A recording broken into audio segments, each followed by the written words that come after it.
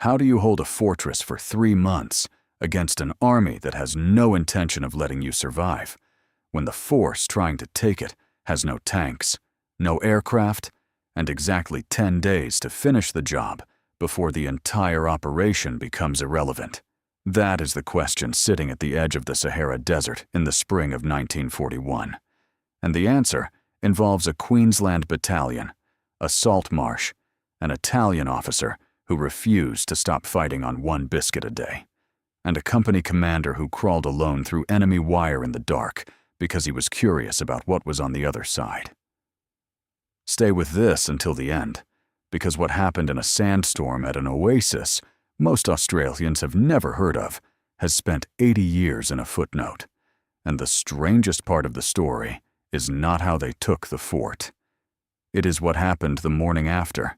Giarabub is a small oasis in the Libyan desert, 320 kilometers south of the nearest coastline, 65 kilometers west of the Egyptian border, situated at the western end of a chain of salt marshes that extend across the desert floor like the dried bed of a sea that no longer exists. To its south and west lies the great sand sea of the Sahara, vast dune fields that in 1941 could only be crossed by a handful of specially equipped vehicles belonging to men who had spent years learning exactly how. To its north, the limestone plateau crumbles down in escarpments and shelves until it reaches the depression floor, which in places sits below sea level. The town itself stands on a shelf of limestone approximately 100 feet above the marsh, surrounded by date palms and a handful of white buildings, with one structure at its center that mattered more than any of the military fortifications surrounding it. The mosque and tomb of Sayyid Muhammad ibn Ali as-Sanusi stood in Giarabub, because that is where the founder of the Sanusi movement had chosen to die in 1859, at the place he had made the spiritual capital of his faith. He had established his reformist strain of Islam in Mecca in 1837, moved westward to Cyrenaica, and by 1856 had made this remote oasis the administrative and spiritual center of a movement that had won the loyalty of the desert tribes across the southern edge of North Africa.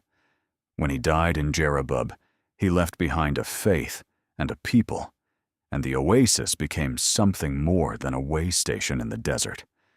It became sacred ground, a place that a grandson named Idris, born here on the 12th of March 1890, would carry in his identity through decades of Italian colonial repression, exile, and finally the recognition of a United Nations that made him the first king of Libya in 1951. All of that history occupied the same ground the Italians would fortify and the Australians would assault. None of the men on either side thought about it in those terms, but it shaped the rules of the engagement in ways that were written down in military orders. Under no circumstances whatsoever were Australian forces to damage the mosque or the tomb of the Sanusi founder. The order was unambiguous. It would be obeyed in a sandstorm, in darkness, with own artillery falling short against a garrison that was still fighting. That discipline was not incidental to the story of Giarabub. It was central to it. Italy had controlled the oasis since 1925, when the Egyptian government, under sustained British pressure, ceded it to Italian-occupied Libya as a belated and deeply resented form of compensation for Italian assistance during the First World War. The outrage in Egypt was immediate and massive. The government that agreed to the transfer was brought down by it.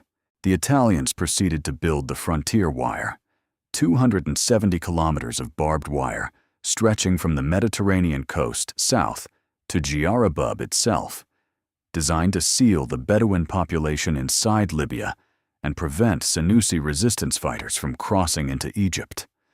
By 1926, with the wire complete, the Italians occupied Giarabub and broke the last armed Sanusi resistance. A garrison had sat there ever since, acting as frontier guard and colonial outpost at the southernmost point of Italy's Libyan territory. When Italy entered the Second World War in June of 1940, that garrison became a military position. And when General Archibald Wavell launched Operation Compass in December of that year, the offensive that would consume the Italian 10th Army, take 133,000 prisoners in 2 months at a cost of roughly 2,000 Commonwealth casualties, and drive 900 kilometers into Libya, Giarabub was simply bypassed. The main British and Australian advance swept along the coast.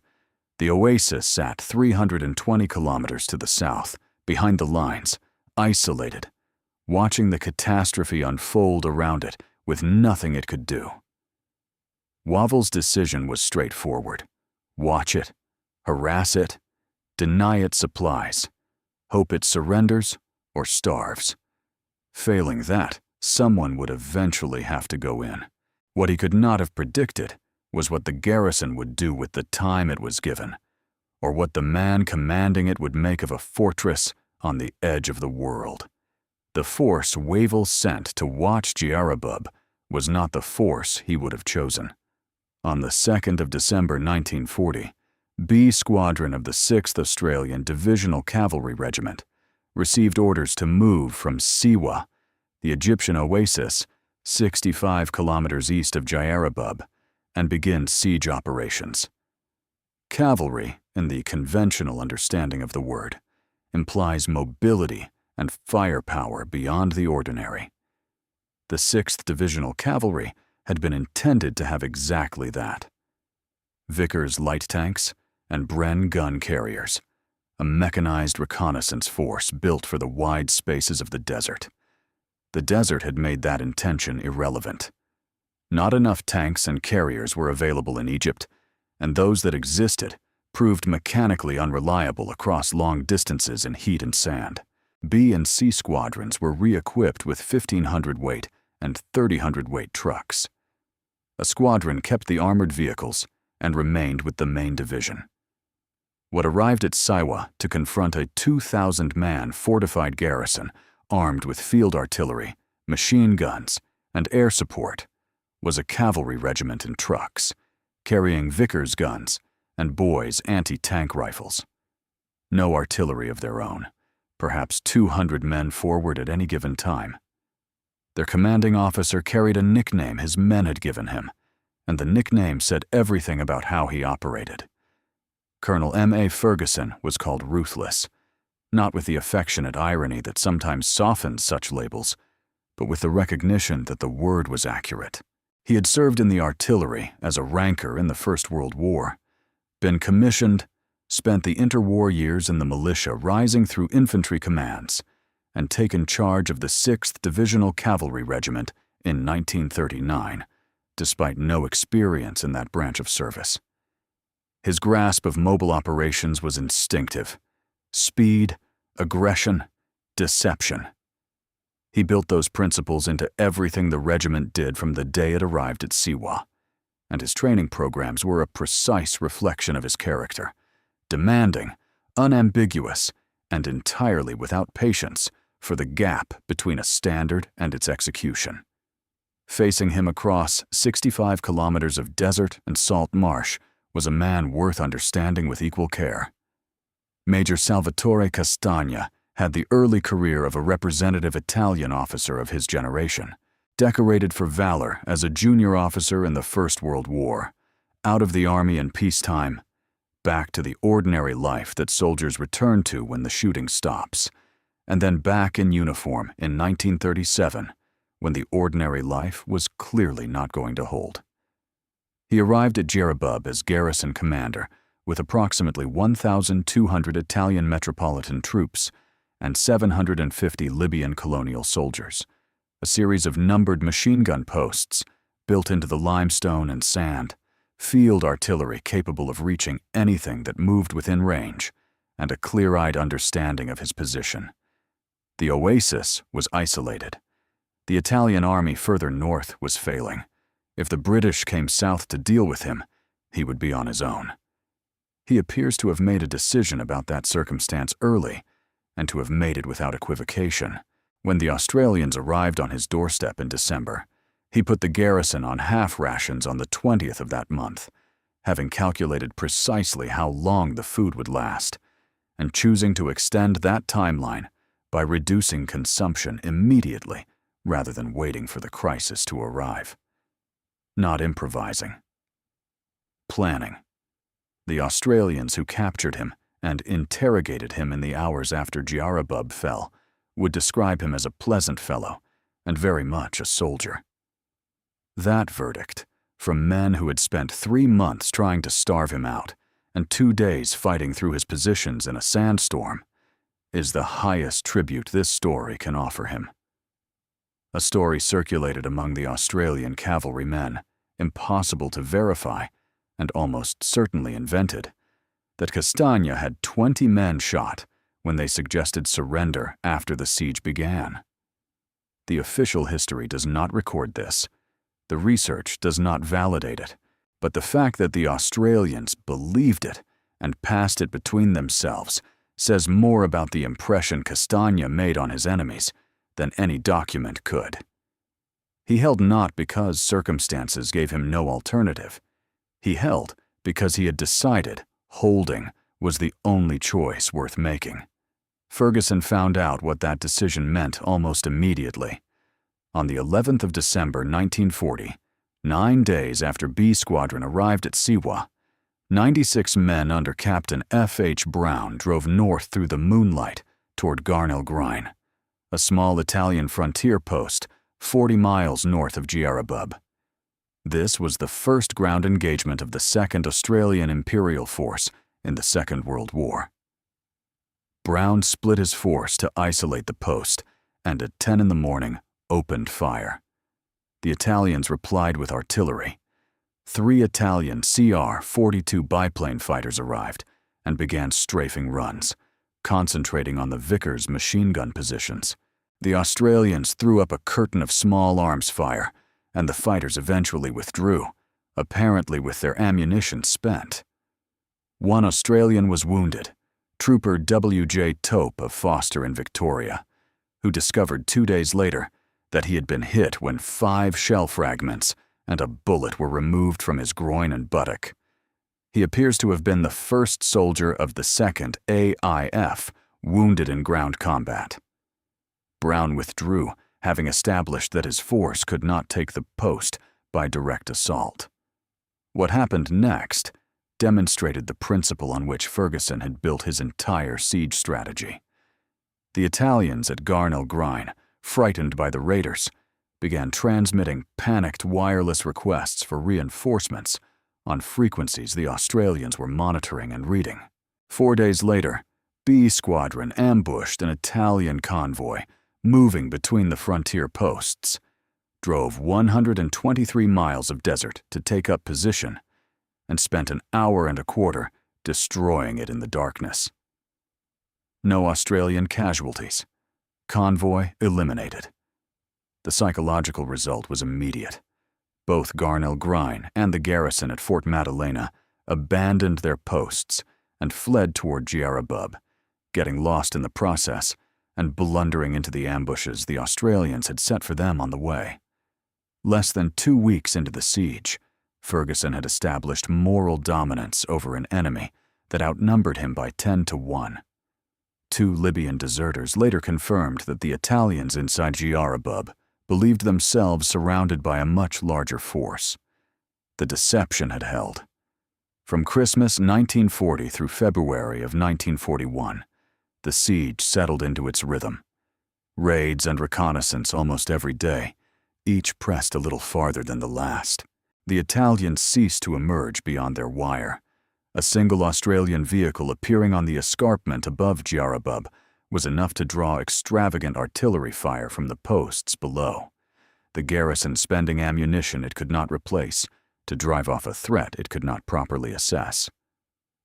On Christmas Eve, B Squadron seized the outpost at Ain Melfa at the eastern edge of the salt marsh, evicting a dozen Libyan colonial troops from their concrete bunkers and establishing a forward base that allowed patrols to stay near Giarabub longer without returning to Siwa for resupply. On Christmas night, a raid on Italian gun positions was detected by sentries. Most of the raiders withdrew without loss. One man, Sergeant Walsh, a commercial traveler from Ashfield in New South Wales, missed his way in the darkness, was wounded, and was captured.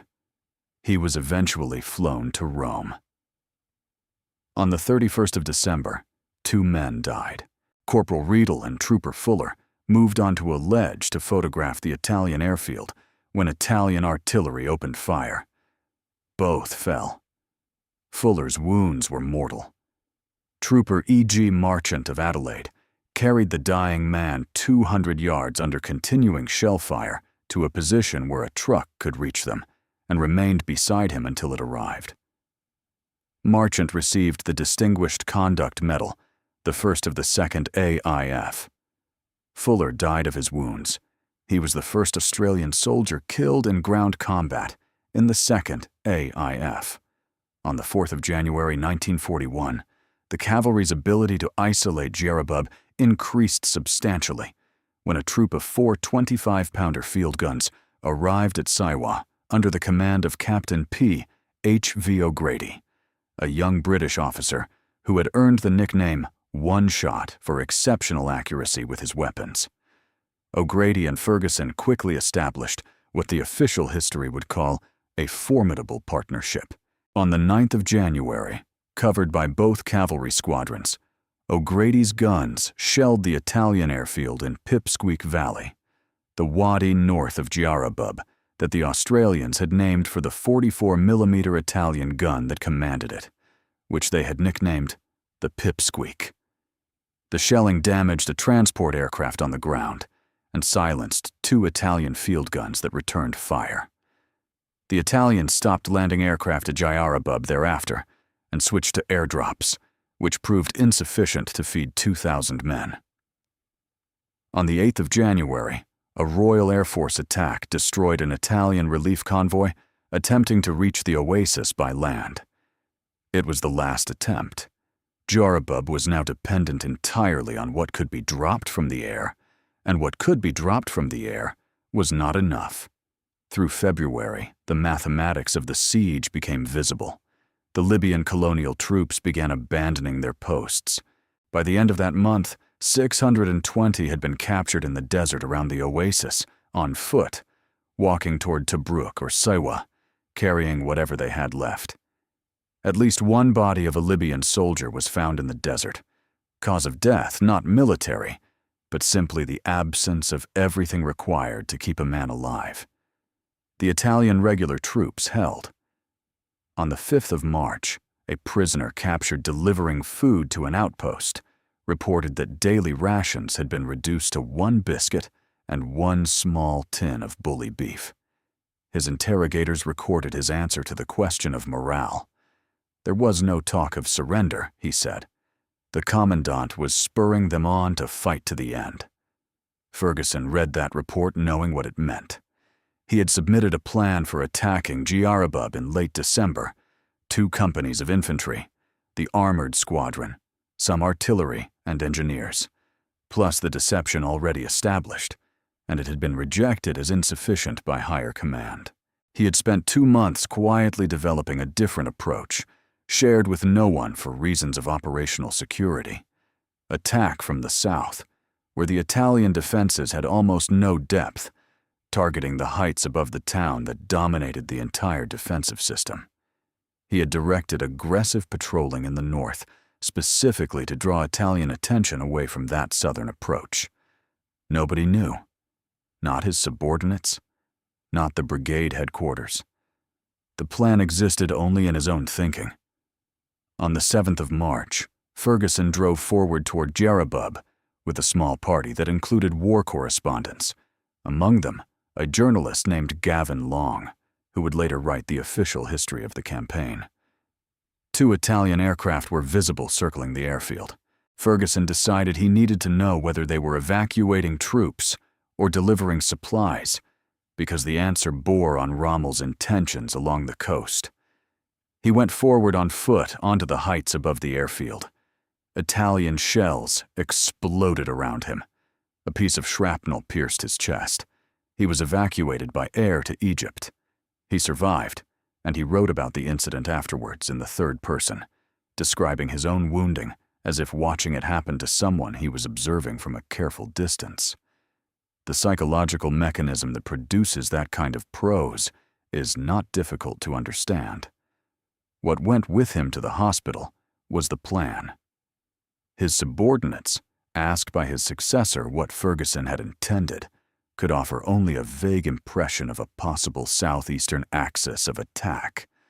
The plan that had been months in development was gone. 5 days later, George Frederick Wooten arrived to build a new one. He was born on the 1st of May, 1893 in Marrickville, a working-class suburb of Sydney, settled by the children of immigrants, practical and unpretentious in the way that working-class places tend to be. The seventh child of English immigrant parents, his father a carpenter who later became a civil engineer. Wooten attended Fort Street Model School, which he left to enter the Royal Military College at Duntroon in 1911. Graduation came in August of 1914. The world had already ended by the time he received his commission, and the only question was where he would be sent to meet it. Posted to the 1st Battalion, he went ashore at Gallipoli on the 25th of April, 1915. Captain by May. Major by December. He was 22 years old. On the Western Front, he discovered his particular gift, which was not the conspicuous heroism of men who advance under fire, but the harder, less visible work of making plans that other men could execute. Brigade Major first to James Cannon's 11th Brigade, then to Charles Rosenthal's 9th Brigade, two outstanding Australian commanders of the First World War. The Distinguished Service Order came in October of 1917 for staff work, 4 times mentioned in dispatches. In March of 1919, still only 25, he was sent to the Staff College at Camberley, the highest professional military education the British Empire offered. He married Muriel Biscuit, a nurse, in January of 1920. Resigned his commission in 1923. Admitted as a solicitor in July of 1930. 4 children. A successful professional life in a country that had moved past the war it survived, the kind of life that has no drama in it, and a great deal of practical wisdom embedded in its construction. At 175 centimeters tall and 127 kilograms, he was also a man of distinctive physical presence. Having given up smoking in 1930, the weight had arrived in place of the cigarettes and shown no interest in leaving. Soldiers gave him nicknames related to his size that he absorbed without visible discomfort. He was not a man whose dignity depended on other people's restraint. When an officer watched him carefully test a wooden bench before committing to it, Wooten remarked, "When you are my size, Hill, you sit with circumspection." Dry, precise, unbothered by the comedy his own body presented. Back in uniform in October of 1939, appointed to command the 2nd/2nd Infantry Battalion, despite official doubts about his physical fitness for the role. Doubts that were noted in the record and then dismissed. By February of 1941, he commanded the 18th Brigade, handed to him by Morshead himself, who had briefly visited Giarabub in January and concluded in writing that a complete brigade, not 2 companies, would be needed to take it. The 18th was the best trained and best equipped Australian brigade outside the 6th Division. Its battalions were volunteers from September of 1939, men who had spent the subsequent year becoming soldiers with a seriousness that would shortly be tested. Among those battalions was the 2nd 9th, Queensland men, the 1st Battalion raised in that state for the 2nd AIF, formed in the autumn of 1939. 32 officers and 770 men. Never yet in combat. On the 10th and 11th of March 1941, Wooten received his operational instructions from Generals Blamey and O'Connor. Transport shortages restricted the attack force to a reinforced battalion, enough supplies for 10 days. The operation to be completed, and the force returned to Mersa Matruh by the 25th of March. When Wooten asked about air support, O'Connor's reply was unambiguous. "Please don't ask me for any planes. I have only 2 Wellington bombers with which to prevent Rommel bringing his reinforcing units and supplies into Tripoli. If I give you one, I will have only one left. No tanks either." Limited artillery ammunition. Wooten wrote afterwards that it seemed strange in modern warfare to move against a strongly prepared position without those resources. Strange. He did not write impossible. He assembled what O'Connor had permitted him. The 2nd 9th Battalion as the assault force, reinforced by D Company and the mortar platoon of the 2nd 10th Battalion, a composite machine gun platoon drawing Vickers guns from the 2nd 10th and 2nd 12th Battalions, the anti-aircraft platoon of the 2nd 12th, and the 12 25-pounder guns of C Battery, 4th Regiment, Royal Horse Artillery, which combined with O'Grady's existing troop, gave Wooten 16 guns in direct support. He named this composite formation after himself. Wooten Force, a battalion-sized group with no armor and no air cover, operating against a fortified position with 10 days. His first reconnaissance of Giarabub's defenses on the 12th of March was, by his own subsequent assessment, very brief and not entirely satisfactory. The depth of the Italian outposts in the north, stretching up Pipsqueak Valley 5,000 to 6,000 yards from the town, prevented any close examination of the main defensive line. What he could see was enough to understand the problem of a northern attack. It would require fighting through layer after layer of prepared positions before reaching the Tama Heights. The limestone ridge approximately 200 feet high that sat south of the town and dominated the entire system from above. From the north, the heights were the last obstacle. From the south, they were the first. And the Italian defenses on the southern face of the heights had almost no depth at all. Castagna had prepared his position to resist attack from the direction he expected, and the direction he expected was north. On the 16th of March, Wooten drove south of the oasis with his senior commanders for a second inspection. They could not get within 11 kilometers of Giarabub from the south. The marsh blocked a close approach, but they established 2 facts that mattered. A track existed across the salt marsh, and there was a gap in the frontier wire fence large enough to pass vehicles through. The Italians spotted them. A force of truck-mounted guns was dispatched to outflank the reconnaissance party and was driven off by artillery. The garrison was still alert. 1 biscuit a day, and still alert. What Wooten had determined in those 2 days was the same conclusion Ferguson had reached over 3 months of study in the desert. Attack from the south. Target the Tama Heights. Use the marsh crossing as the axis of advance and the shallow depth of the southern defenses as the operational advantage. 2 men had looked at the same tactical problem from different distances and arrived at identical answers. One was recovering in a hospital in Egypt. The other was planning in the desert. Neither knew. The other had thought it first.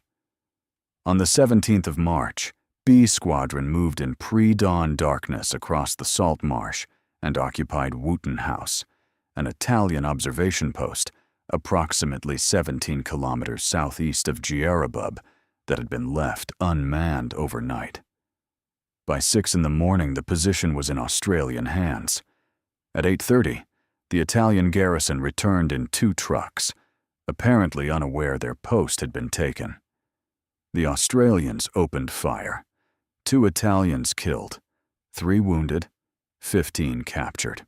Among the prisoners was an Italian officer who quickly provided a detailed description of the town's defenses, the location of gun positions, the layout of the machine gun posts, the extent of the wire.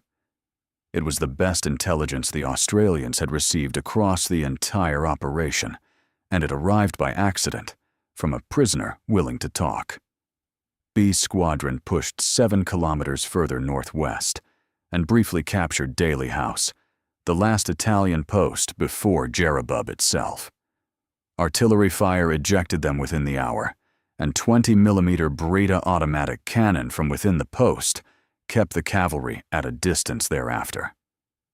That same day, Erwin Rommel sent a wireless message to the garrison at Giarabub. He congratulated the defenders on the quality of their resistance. He promised that relief was coming. His message arrived 4 days before the garrison surrendered. 3 days of preparation followed. Wooten's great logistical problem was the artillery. The guns had to cross the marsh to support the infantry, and the marsh was stopping vehicles before they reached the far bank.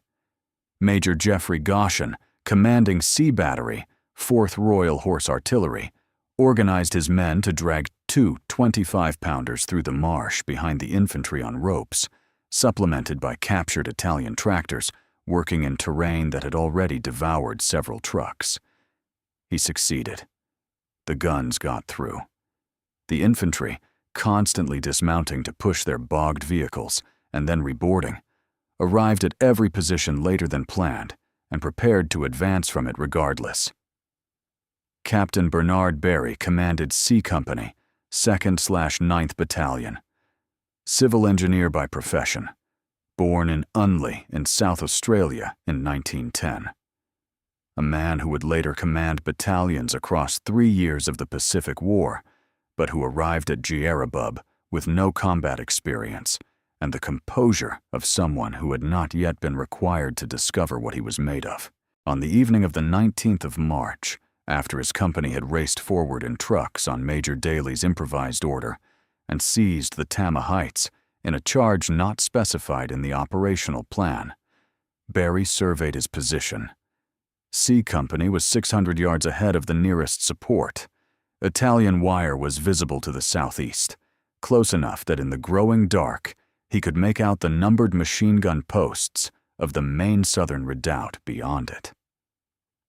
1 platoon went to Ship Hill, the feature at the eastern end of the heights, offering a direct line of sight into the Italian position for covering fire. The other 2 were established in the sandhills. Then Barry went through the wire himself, alone. He wrote about it to his wife 1 week later. Our wanderings led us to some wire. I thought I'd like to see what was on the other side, so climbed through and meandered on. Someone said something to me in Italian, so I wandered back again. Someone spoke Italian in the darkness of an enemy position. He wandered back. He then led 2 sections of his platoon back through the same wire to assault the post where the Italian had been. When they arrived, the post was empty.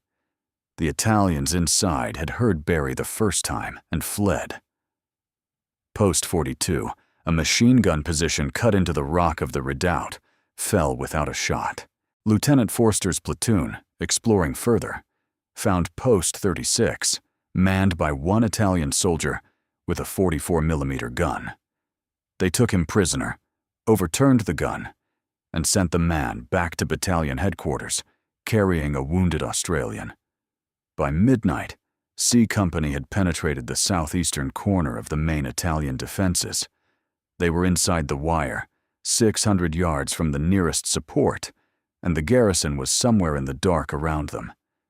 At 2 in the morning, with the moon up, a strong Italian patrol counterattacked the men on the knoll. 3 Australians were wounded in the fighting. Forster withdrew his platoon through the wire in compliance with Barry's instruction not to become involved in anything serious. 2 men were missing when the platoon reassembled. The night had shown, with reasonable clarity, that the defenders of Giarabub still had enough fight left for a counterattack at 2 in the morning. Dawn on the 20th brought the worst sandstorm the cavalrymen had experienced in 3 months in the desert. An ice-cold wind off the Sahara raised a moving wall of grit that reduced visibility to 50 yards and less. Signal wire buried itself 6 feet deep in some places, severing communications between units that had laid it hours earlier. Every automatic weapon in the forward companies, Bren guns and Thompson submachine guns, clogged with sand within minutes of the storm's arrival. The men lay in the sandhills in shirts and shorts because the desert that was freezing them at 2 in the morning would be baking them by noon, and clothing adequate for one extreme was useless for the other. 100 yards away in some places, Italian soldiers occupied their stone and sandbag positions and endured the same arithmetic. Into this situation walked Lieutenant Noyes, sent forward to locate a soldier posted alone as a marker for a platoon not yet arrived. He found the man in the sandhills. The soldier pointed to a figure visible in the blowing dust. "Who's that chap over there?" He had been studying the figure for some time. Noyes examined it. "He's a Dago." A pause. "Good," said the soldier. "I thought he was one of our blokes. I was just going over to have a yarn with him." This exchange occurred within rifle range of an occupied enemy position, the morning before a battalion assault. No elaboration is required. In the afternoon, Captain Reedy's company arrived carrying a hot meal for Barry's frozen, sand-blasted men. Captain R.F. Reedy, a farmer from the Lagoons district near Mackay in Queensland, born in that town on the 3rd of April 1912, had brought food through the desert and through the storm because his men needed it, and because that was what a company commander did when his soldiers had spent 2 nights exposed and cold. They ate. The night came down. The Italian positions were perhaps 100 yards to the north in some places. 0 hour was set for 5:15 in the morning of the 21st of March. 2 companies in the first wave, targeting the knolls of the southern redoubt. A 3rd company on the western flank. A 4th to follow into the town once the heights were taken. 6 3-inch mortars and 6 Vickers machine guns on Ship Hill for supporting fire. 16 25-pounders to fire for 10 minutes on the initial objectives and then lift to the second. The guns opened at 5:15 into a sandstorm that had not relented. Here the operation's one genuine misfortune struck, in the nature of artillerymen's physics. The range had been found the previous day with a strong tailwind blowing. On the morning of the 21st, a fierce headwind reversed the ballistic calculation. Short rounds fell among the attacking infantry before they had covered 50 yards. Noyes recalled it afterwards. "Our artillery landed right among us. I yelled to them to scratch into the sand, which they did. We had no word of 8 platoon or the OC who was with it. As soon as the barrage ceased, we got up and into it. They got up. 50 yards of visibility in blowing sand, positions they could not see until they were nearly on top of them. Very little fire came from the Italian redoubt. The garrison was in the caves. The defensive positions in the southern redoubt were cut into the rocky hillside, chambers and passages dug from limestone, protected at their entrances by parapets of stone and sandbags, some with blankets hung across the openings. In a sandstorm, invisible at close range, the Australians came down on them in the dust and the dark, found the curtained entrances, and the fighting that followed was close and fast and over when it was over. Captain Reedy was killed leading A Company in the assault. He was 28 years old. He had brought his men a hot meal the afternoon before, led them into a sandstorm before dawn, and died before the position fell. His company continued without him. The redoubt broke under the weight of mortar fire from Ship Hill and infantry pressing from 3 sides simultaneously, and by dawn, the main southern position was in Australian hands. At 6:15 in the morning, 1 hour after 0, as the plan specified, B and C squadrons began their northern diversion down Pipsqueak Valley. Troops occupied high ground on either side of the wadi. The only substantial resistance came at a feature the Australians had named Egbert, subdued by shellfire and overrun. By 9 in the morning, the cavalry held the line through Egbert, their objective achieved, their contribution to the operation's deception complete. Castagna had prepared for an attack from the north. The attack from the south had already taken the heights that made the northern defenses beside the point. D Company moved through the cultivated area northeast of the redoubt toward the town and encountered a minefield that a Royal Air Force Lysander crew had spotted during a reconnaissance flight and reported. Clearing it took time. The town waited. At 11:25 in the morning, the 2nd 9th Battalion advanced into Giarabub. The mosque stood where it had always stood. The tomb of the Senussi founder was intact. The most explicit order of the entire operation, under no circumstances damage the holy places, had been obeyed in darkness and sandstorm and close combat within 100 yards, with own artillery falling short, by men whose weapons were clogged with sand and whose company commander had just been killed. By midday, the Australians had entered the fort. The siege was over. Castagna had sustained a head wound in the fighting. He was taken prisoner.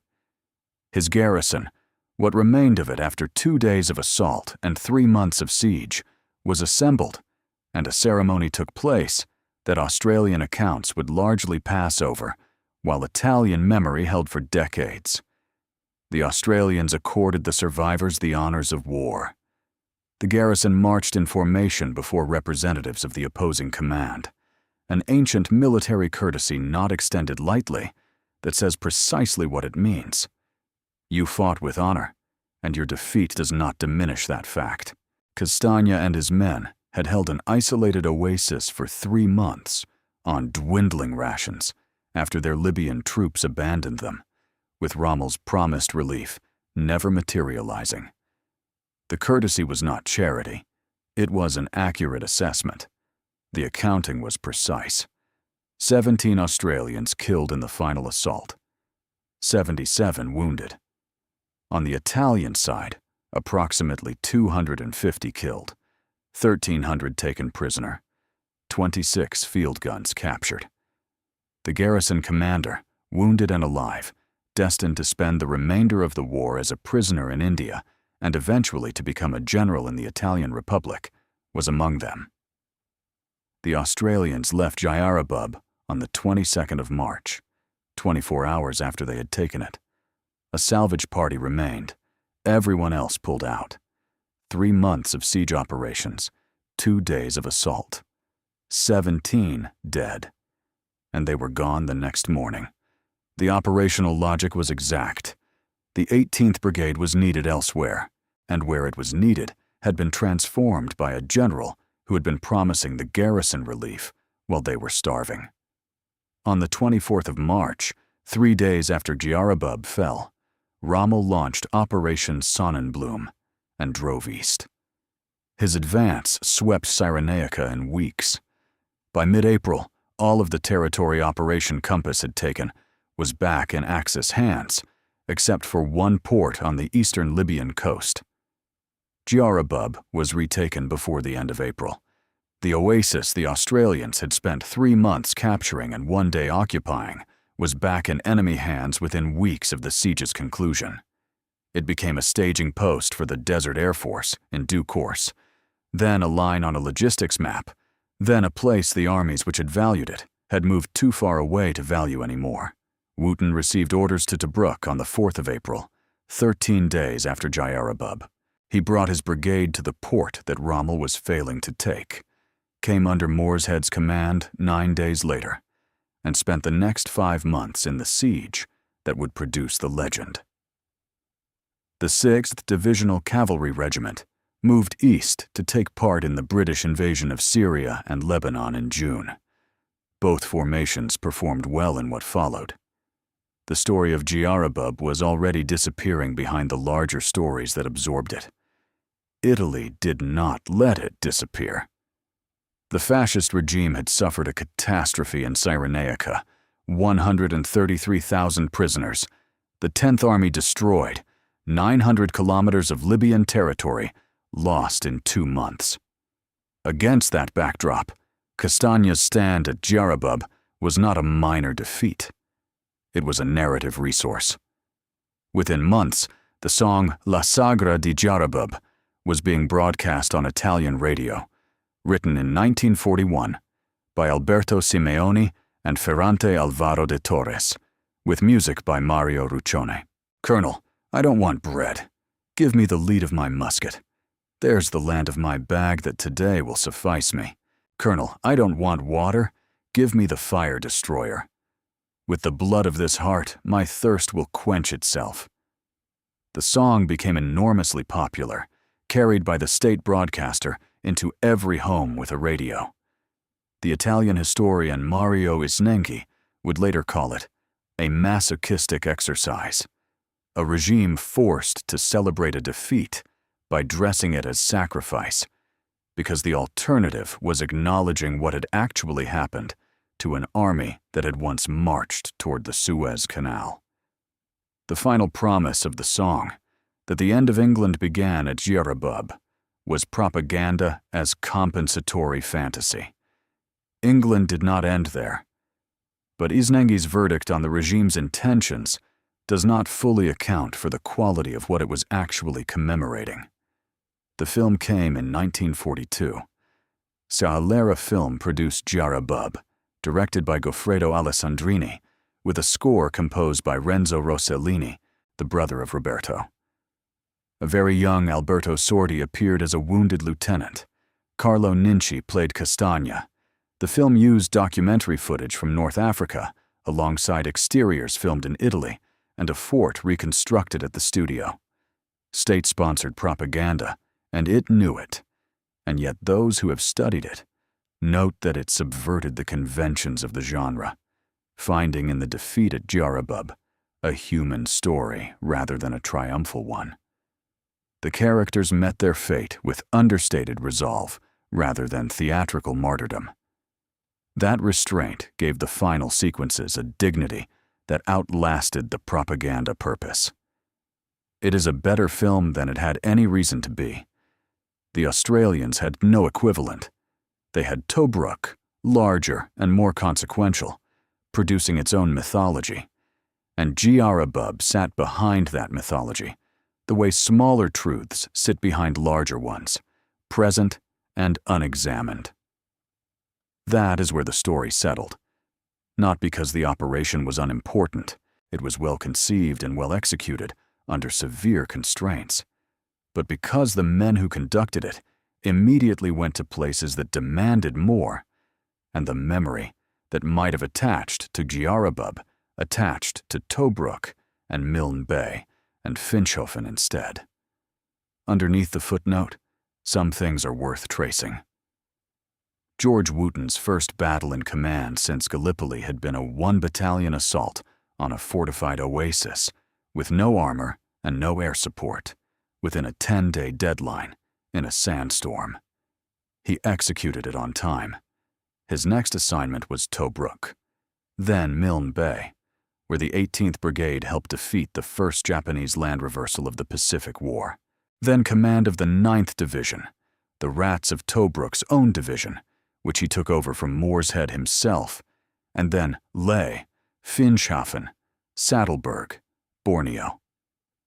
In May of 1943, while commanding that division in New Guinea, Wooten received news that his elder son George had been killed in an aircraft accident while serving with the Royal Australian Air Force. He continued. The war continued. Douglas MacArthur, who was not given to easy generosity in his assessments of subordinates, described Wooten as the best soldier in the Australian Army, a man who had it in him to reach the highest position. From 1945 to 1958, Wooten chaired the Repatriation Commission, 13 years of the administrative labor of caring for the men who had survived what he had led them through. He died in March of 1970. The 2nd 9th Battalion went on from Giarabub to Tobruk, Milne Bay, the beaches of Cape Indiadere, Sanananda, Shaggy Ridge, Balikpapan in Borneo. Across 6 years and 7 campaigns, they suffered 975 battle casualties. They never lost a man as a prisoner of war.